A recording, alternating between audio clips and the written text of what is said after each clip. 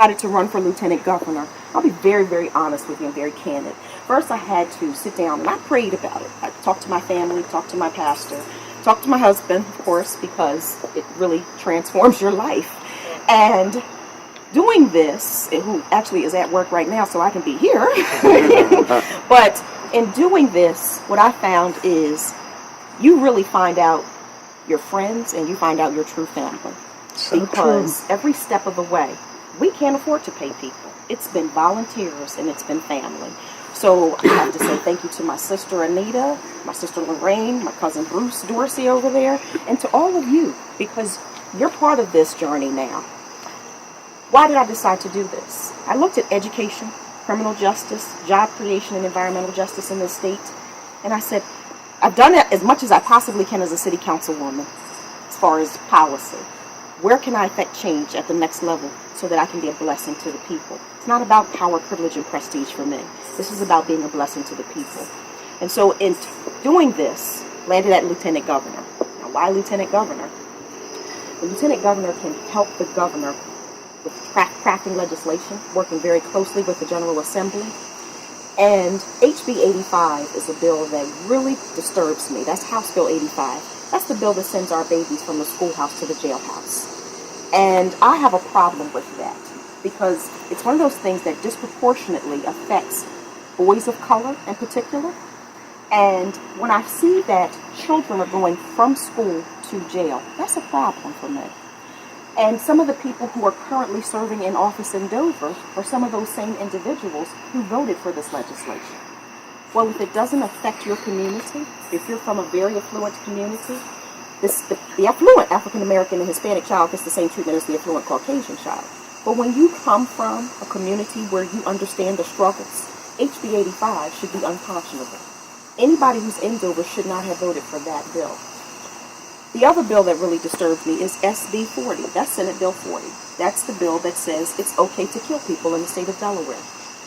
And as the spokeswoman for Delaware Repeal and working with people like you, Delaware United, and many other organizations, it was imperative that we get the death penalty abolished.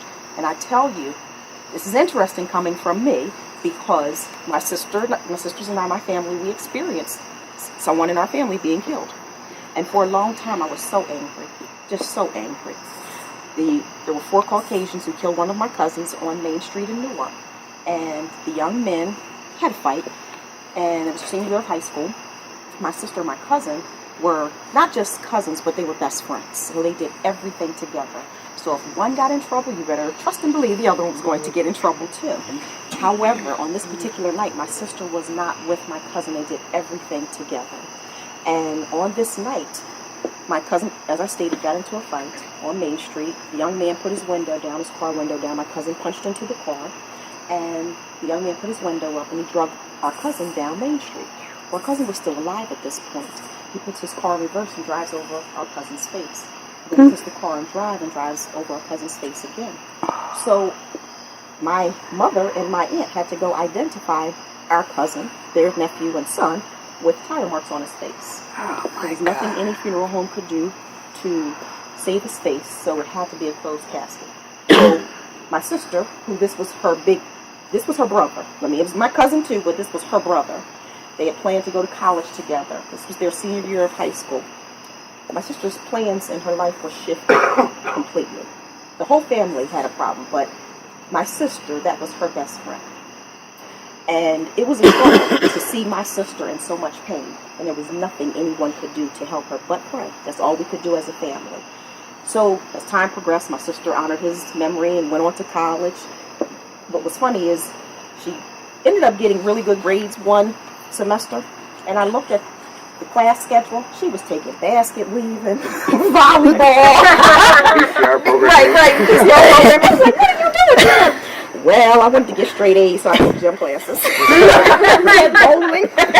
But the beauty in all of that was my sister pressed on, and she pressed because she knew that's what she had to do. So my whole point is, those young men who did that, I went to St. Elizabeth's all 12 years. They ended up calling, their parents called St. Elizabeth's that Monday morning. This happened on a Saturday. And they called St. Eve's and they said, we need the school to pray for 4 boys. And I ended up telling my teacher, who at the time was Susan B. Anthony, it started real young for me. She says, she pushes the buttons, and I said, they killed my cousin. And I was 11 years old, and I said, I don't think I can pray for them right now. So she pushes the button, she calls Sister Gerard and says, we need a new prayer. We need to pray for the Dorsey family. And the school did that. But at the same time, I was so angry.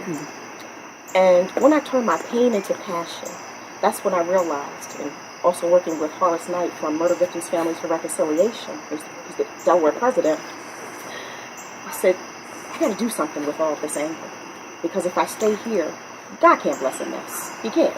So think about this. How can I get what I'm supposed to get to help the people, and as a public servant, if I'm stuck in dirt?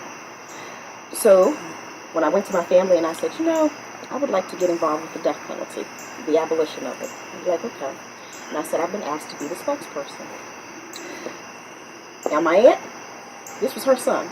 She was on board. Who was the hardest person to convince? My mother. My mother. We ended up having to have 3 big family dinners to sit down and talk about it. My sister was on board. My mother was like, but that was my nephew. And in our family, your nieces and nephews are your children. So it took some time, but we were able to convince her. Now she has the Delaware Repeal magnet on her refrigerator. It took some time. But nevertheless, things come full circle when you allow yourself to be open. 1, when you open your heart, and 2, when you're willing to help other people. I didn't want any other family to go through what we experienced. Those young men spent 1 hour in jail, and that was it. And when I think about it, I said, this is state-sanctioned murder. We have 14 men currently on death row. The state of Delaware spends up to $3 million to house those individuals on death row. That's $42 million that we're wasting on killing people, where we could be putting that money on the front end, taking care of our educational system so we don't have state-sanctioned murder on the back end. But August the 2nd, the Delaware Supreme Court did what our legislators, some of them did not have the courage to do. They said that the death penalty is unconstitutional. And they said, due to the 8th Amendment, cruel and unusual punishment, that they would not continue to have the death penalty in this state. We have someone currently running for lieutenant governor right now who voted twice to keep the death penalty. This is what I need people to understand. Know your legislators.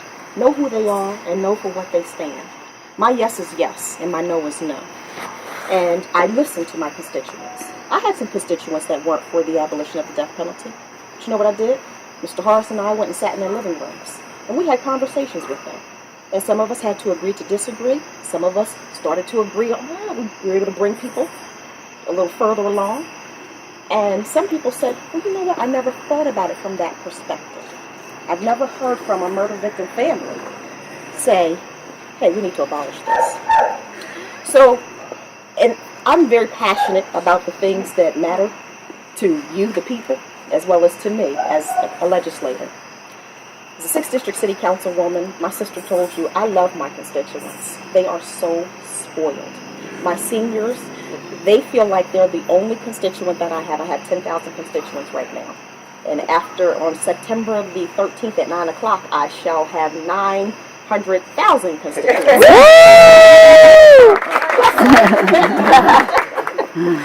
But my seniors, they are my babies. And so I spend a lot of time with them, talking to them, hearing the wonderful stories of how things were back then.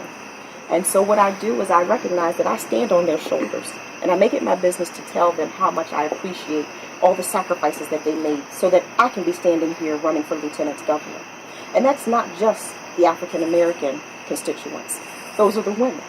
Because many women had to fight so that we could vote.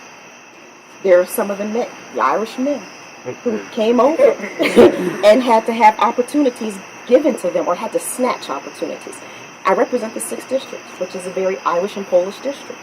And so by me going to St. Elizabeth's, with our parents making that huge sacrifice, they voted for their baby because they helped raise me. Now the district is a little more multicultural now, which is good, but it's still very Polish and Irish. And so when you have a 90-year-old woman at the polls saying, I voted content of character, not color, that tells you that we're evolving. And I ran against a Polish man for city council. That tells you that we're moving in the right direction as a state and as a nation. So, why environmental justice, someone may ask me? Well, when a child wakes up, we think about the air, land, and water, and they're all very important. We can't be dismissive about that. Think about climate change. Can't be dismissive about that. But we also need to be mindful of their children from Claymont all the way down to Selbyville, who wake up every day and they see vacant properties. Vacant properties do not say hope to our children. And so we send those same hopeless children into the educational system, and we blame the teachers for what's not happening in the community. When we were children, if we did something, we grew up in Little Italy, Mrs. Tioli could spank you just as much as Mr. McLaughlin, Mr. McCluskey, and then your mother. So I learned very quickly, because there's someone in this area who taught me how to be well-behaved, because she did some things that I said I'm never going to do because I didn't. She's laughing. I wouldn't know who that is.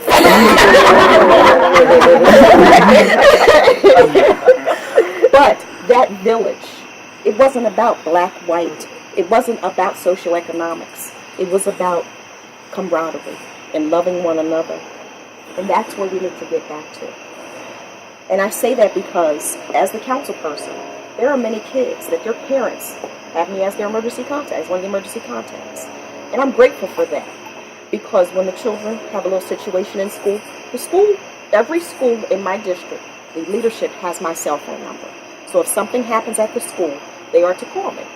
And I go to the school, I'll leave whatever I'm doing, and we have conversations, because they need to know. When I first came into office, I said, I want to be part of the solution, not the problem. So visibility is key when you are an elected official.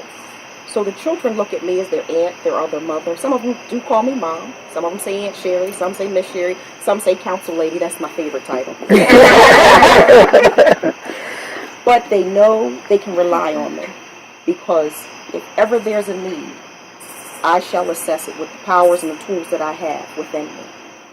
I'll give you an example. Some of my kids were involved in some gang activity, and the assistant principal called and said, one of the schools, and said, the kids want to have a conversation with you. And I said, well, I can be there in about an hour. We sat down. They had a little classroom for us. We sat down, and I asked the children, I said, just be very honest with me. What's actually happening? And there had been a fight at the park, and the gang leader did not want to fight. She said, I just don't want to do this anymore. I don't want to be a part of this anymore. I said, well, then you won't be. She said, well, how can you guarantee my safety? I said, trust me on this one. So what time is the fight supposed to take place? She says, told me the time. So I drove through about 6-7 minutes before the fight began. And kids were crowding on the corner. And she said, I can't believe you're here. I said, I told you you weren't going to fight today. I'm a woman of my word. So we talked, and I said, but you're the leader. She said, mm-hmm. I said, but this is what I need you to do. I need you to get, first I need the music turned down. Everybody had the music turned down. So turn the music down. She signed. She's doing sign language. And I said, now I need everybody off the corners. So she does some sign, and people start dispersing. Well, I know where the kids live, so they're actually, walking toward their homes, but not going in. And I said, I need you to get everyone to go into their homes. So she taps the top of my hood, she makes some signs, and the kids start going into their homes. And I turned to the president of the Civic Association, Ms. Heather Taylor, the president of the Hedgeville Civic Association. I said to her, we can cultivate that. That may be the next president of the United States of America. Because she's a leader, but she doesn't know it. Because her environment is telling her she has to do this. But if we can grab her and get her to do something else, we can shift this whole community. So we worked very closely with our state senator, Bobby Marshall. We were able to, the Boys and Girls Club was closed in our district. It was closed in 2010. I don't need to get into why, who did what. So what we did is went to him, went to some other folks, and we said, listen, we need this Boys and Girls Club opened. It has $1.5 million of asbestos in it. So clearly we can't do the programming here. But can we do the programming in existing structures? So we have programming for 6 through 12-year-olds at Pulaski School, and Parkway Academy has 13 through 18. So they went back and said, well, since I'm asking, some of these parents are challenged socioeconomically. They can't afford the Boys and Girls Club programming. Can we make sure all the children go for free? So we were able to get the money to make sure every single child that went to that Boys and Girls Club this summer, they all went for free.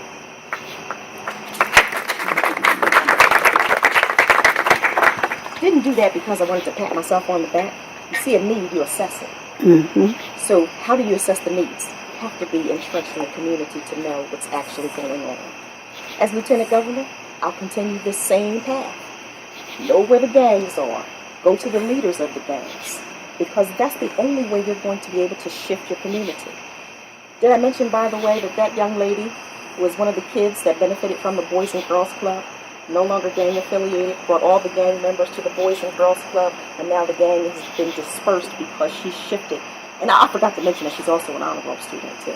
Oh, awesome. So all you have to do is care. And when you care and you reach out that helping hand, our children will take advantage of it. Our seniors will take advantage of it. The average everyday citizen will take advantage of it. But they need people in positions to help. Like I said, this is not about money or anything like that. Let me tell you why. Because when you look in the paper and you see who has raised what, somebody raised $250,000. Not me.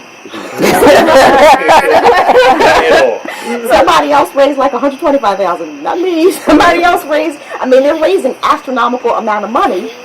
And I said, this race will not be about money. This will be the first time in the history of the state that somebody wins an election that has bills.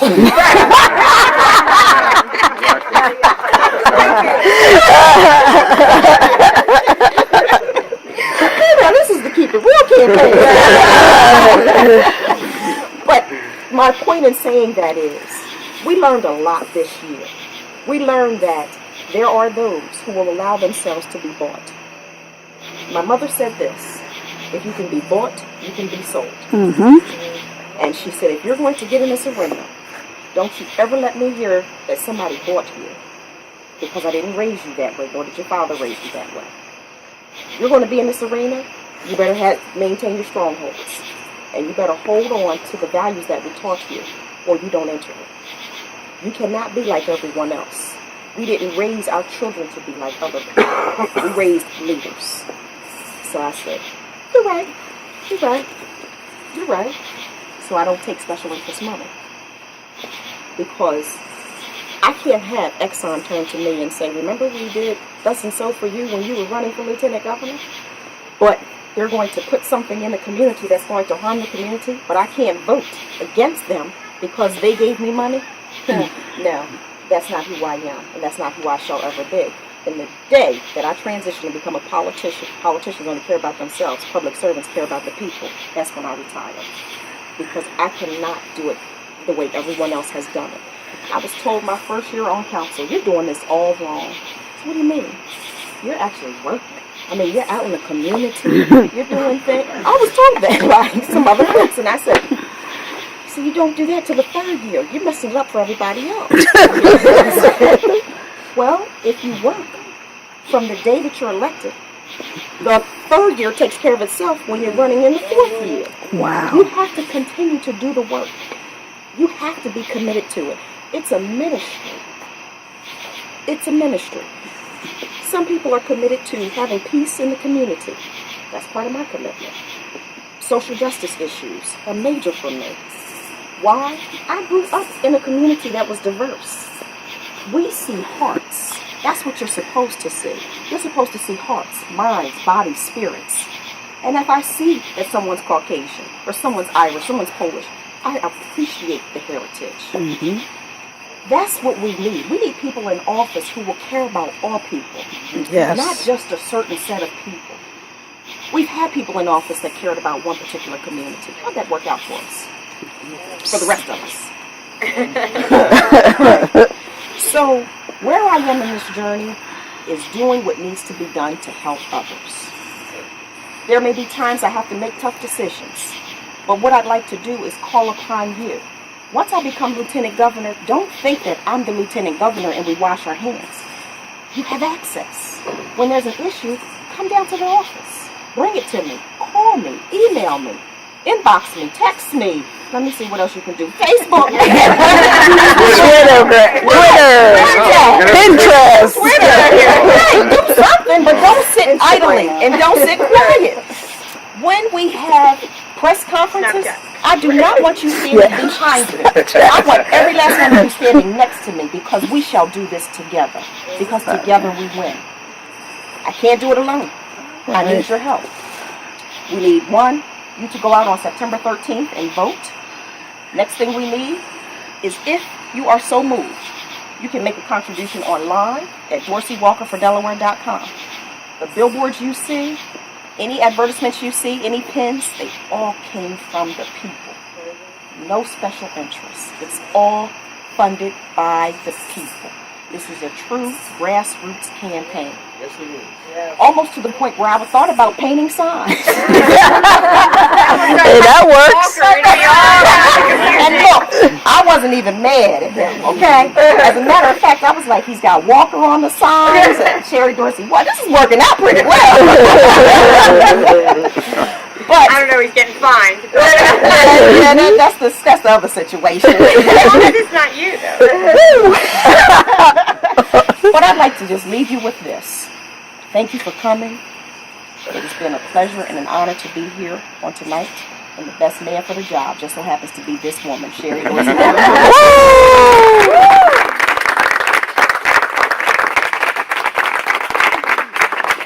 If you have any questions or concerns, I'll gladly answer them.